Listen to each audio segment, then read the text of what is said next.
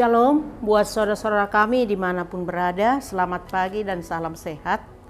Baik, sebelum kita memulai pekerjaan kita, mari kita mendengarkan firman Tuhan. Tapi sebelumnya kita berdoa dulu. Kita bersatu dalam doa. Tuhan Yesus yang Maha Kuasa, terima kasih atas penyertaan-Mu buat kami dalam satu malam ini. Engkau sertai kami, Engkau berikan kesehatan bagi kami. Kami bangun dari tidur kami dalam keadaan sehat. Dan juga pada saat ini Tuhan, kami ingin mendengarkan firman-Mu.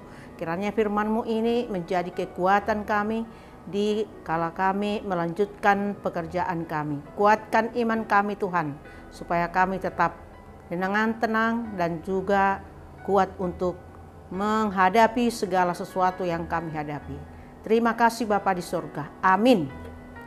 Baik saudara-saudara kami dimanapun berada, renungan kita pada pagi ini, Kamis 18 Agustus 2022. Terambil dari Maliaki 3 ayat 17, dikatakan seperti ini. Mereka akan menjadi milik kesayanganku sendiri, firman Tuhan semesta alam, pada hari yang kusiapkan. Aku akan mengasihi mereka sama seperti seseorang menyayangi anak yang melayani dia. Mereka akan menjadi milik kesayanganku sendiri, firman Tuhan semesta alam, pada hari yang kusiapkan. Aku akan mengasihi mereka sama seperti seseorang menyayangi anaknya yang melayani dia. Tema kita pada hari ini saya ambil dari janji Tuhan kepada orang benar. Saudara-saudaraku yang dikasihi Tuhan Yesus Kristus, nats kita ini membahas mengenai orang-orang yang hidupnya benar di hadapan Tuhan, yang hidup takut akan Tuhan. Berbeda dengan pasal sebelum yang isinya mengenai orang yang hidupnya jauh dari kebebasan atau jauh dari kebenaran. Masih ada orang-orang hidup dalam kebenaran, namun dalam bagian ini melalui nabinya Tuhan menegur mereka karena mereka mengatakan bahwa apa yang mereka lakukan selama ini ternyata sia-sia. Mereka melihat bahwa mereka yang suka melakukan kejahatan, kehidupannya baik-baik saja, bahkan terkesan bahagia. Namun Allah mengingatkan mereka bahwa apapun yang dilakukan oleh mereka, Allah tahu. Allah memperhatikan setiap perbuatan manusia, baik mereka yang hidup dalam kejahatan maupun yang hidup dalam kebenaran, dan keadilan akan dinyatakan atas mereka. Saudara-saudaraku yang dikasihi Tuhan Yesus Kristus, ada janji yang Allah janjikan kepada orang-orang yang hidup dalam kebenaran, yaitu mereka akan menjadi umat kesayangan Allah.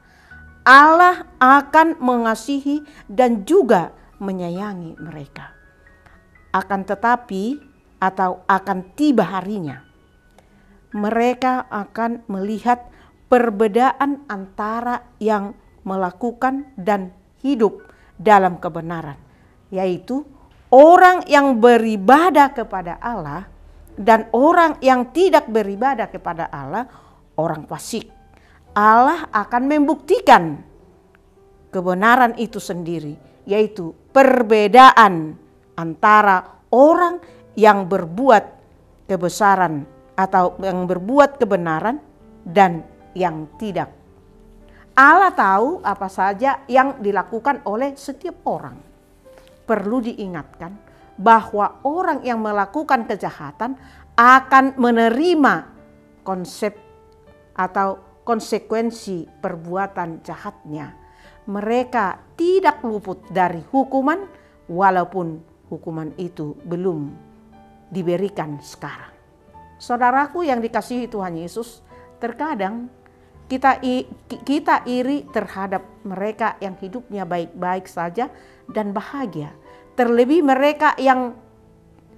mereka tidak hidup dalam kebenaran dan tidak menaati firman Tuhan, yang hidupnya jauh dari Tuhan. Kita sering membandingkan kehidupan orang yang hidup dalam kebenaran dan begitu menaati firman Tuhan dengan mereka yang hidup tidak sesuai dengan firman Tuhan dan berpikir bahwa Allah tidak adil. Saudaraku yang dikasihi Tuhan Yesus, melalui bagian firman Tuhan hari ini, kita diinginkan bahwa ada janji Tuhan bagi orang yang hidup dalam kebenaran. Sebuah janji yang pasti akan dikenapinya. Karena itu, apakah janji Tuhan bagi orang yang hidup dalam kebenaran? Amin. Kita bersatu dalam doa. Terima kasih Tuhan Yesus atas firman-Mu yang sudah menyapa kami pada hari ini. Supaya kami Tuhan benar-benar melakukan yang Tuhan firmankan kepada kami. Supaya kami jangan melakukan dan bahkan kami ingin mencontoh kepada yang jahat, tetapi itu adalah curang.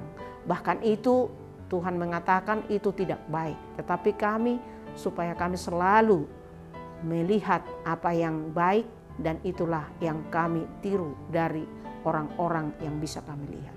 Tolong kami Tuhan, terlebih di dunia ini.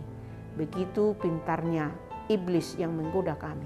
Bahkan melalui teman-teman kami, saudara kami yang menggoda kami supaya kami menjauh dari yang Tuhan inginkan. Bahkan Tuhan yang begitu sulit juga yang kami hadapi. Bahkan mungkin kami ada waktu saat lemah. Tolong kami Tuhan.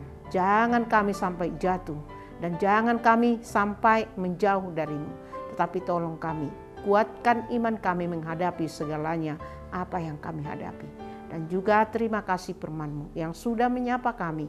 Kiranya firman-Mu ini bisa menjadi bekal hidup kami, menguatkan iman kami, menguatkan kami di saat kami melanjutkan pekerjaan kami. Dimanapun kami melangkahkan kaki kami, tetap bersama-Mu Tuhan Yesus. Terpuji, termulialah nama-Mu sekarang sampai selama-lamanya. Amin. Shalom, terima kasih.